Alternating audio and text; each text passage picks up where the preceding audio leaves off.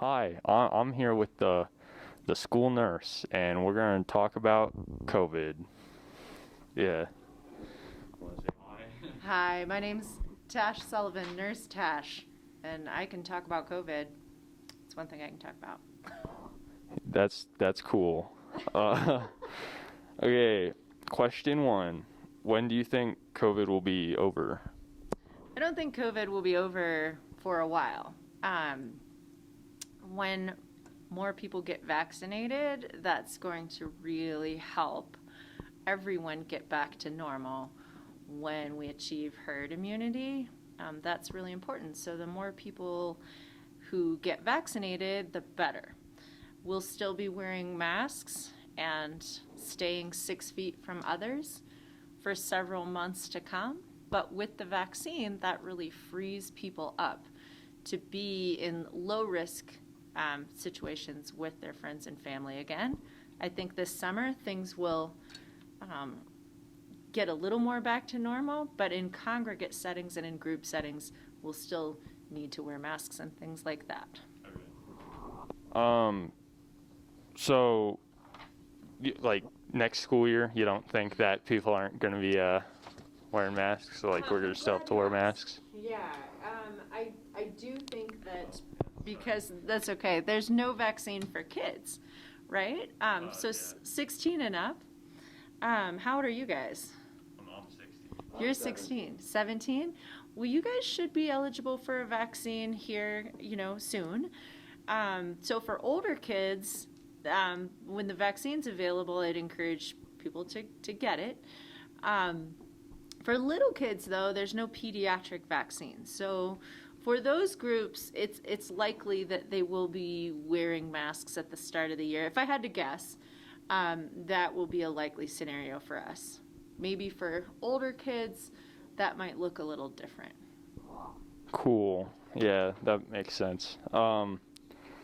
So, sorry, I like jumping around with questions, but so for people who have gotten the vaccine, do you know if it seems to be working well? Yeah, it's a very effective vaccine. It's not perfect, but it works pretty well. And so there's different vaccines that are out. We recently held a vaccine clinic here at the school to get teachers vaccinated, and that was the Moderna vaccine. Everybody got their second dose on Friday. There's some side effects associated with it, especially that second dose, but I think everybody survived and nothing too major occurred and people did well. Like what kind of side effects? So interestingly, it's the effect of your immune system just kicking in. Some of those side effects, yeah. Have you ever had a flu vaccine where you felt a little tired afterward? Yeah, it's kind of like that. Maybe a little worse for some people. It's fatigue. Sometimes people spike as low-grade fever, some swollen lymph nodes. Some people, had a lot of body aches and things like that. So kind of like a mild case of the flu that goes away pretty quickly. Yeah, my mom got the second vaccine like yesterday or the day before that, and now today she's kind of feeling really sick. Yeah. Yeah, it passes though. Yeah. So, sorry, I'm just trying to find myself in our questions. Oh, here's a good one. So, with the flu, like, you have to get like flu shots every year, right? So, is that going to be kind of like what happens with COVID now? It's likely, yes. And what it may mean with variants coming up, because now we have these variants, because the virus has spread so, it's been so widespread, that's what viruses do in the natural world. Because of those variants, we might need things like a booster shot from the vaccine, so many months out from the vaccine that you've already had. I mean, there's a lot of speculation right now. So some of these things, we just don't know. Okay. But yeah. Cool. And staying with the vaccine thing we're talking about, how long do you think it's going to be before the vaccine's accessible by everyone up here? Oh gosh. Public health is doing their best, and they're doing a great job. I would say the idea is by May that it's more widespread and more available. I think in the months to come, again, I think we'll know more. Now that there's a one-dose vaccine, there's several of those. There's Johnson & Johnson, there's the Pfizer vaccine. I think that'll make it a little more accessible for people if there is just one dose. Those are also very good vaccines, and the idea is take the vaccine that's being offered to you. Yeah. So even though there's different companies that are producing these and companies to choose from, the recommendation is that you take the one they're all good. Yeah. Okay, and once you get the vaccine, how long do you have to wait before it like kicks in? Because I heard it doesn't just work immediately. That's right. So it's 2 weeks. I know that's true for the Moderna vaccine, and I can't speak to the others, but I know after your second Moderna vaccine, it's 2 weeks. Yeah. Cool. And like I don't know if you'll know this one, but are COVID cases still going up here, even though more people are getting the vaccine? COVID cases are going down in our county, which is great because around, I want to say, sort of mid and then end of January and then the beginning of February, we had the highest rates throughout the entire pandemic in Grand County. And gradually over the month of February and then definitely into March, those rates have really dropped. And our current positivity rate is around, I think, just over 3%, which is really great because it was up as high as like 17%. That's very high for our little county. Cool. And one more question.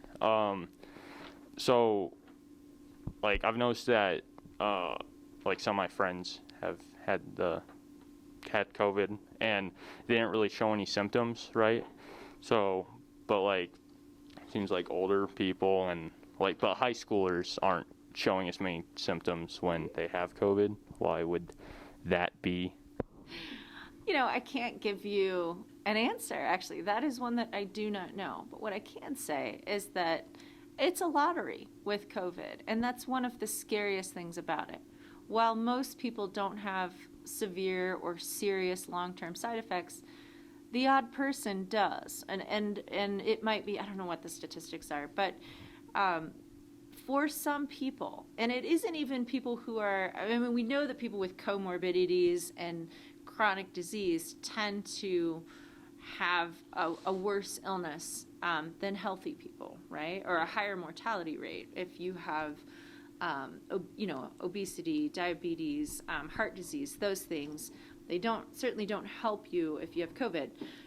With young people, though, there are young people that do experience very serious effects from COVID. They're just not. It's not as common. Okay.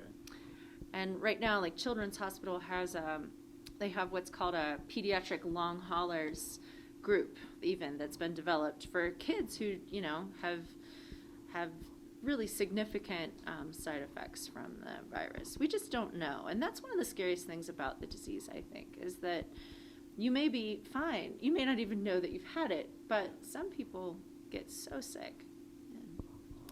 Yeah. Well, thank you for your time. You're so welcome. And yeah, thank you for doing this. Thanks, guys. Thanks for being curious. Yeah. All right. Any final words for that sounded weird. Last words on the recording for the people. Yeah. I would say get your vaccine and wear your mask and stay healthy because you don't want to catch this virus. You don't want it. And you don't want your family to have it. So do the right thing and socially distance until you can be fully vaccinated and until things change a little bit. So people have to just stay calm and keep doing the things you're doing. Washing hands, wearing masks, limiting your contact with people outside of your household. Those things are still really important. And when it comes time for you to get the vaccine, get it. Well, thank you. That's some good advice. And You're welcome. yeah.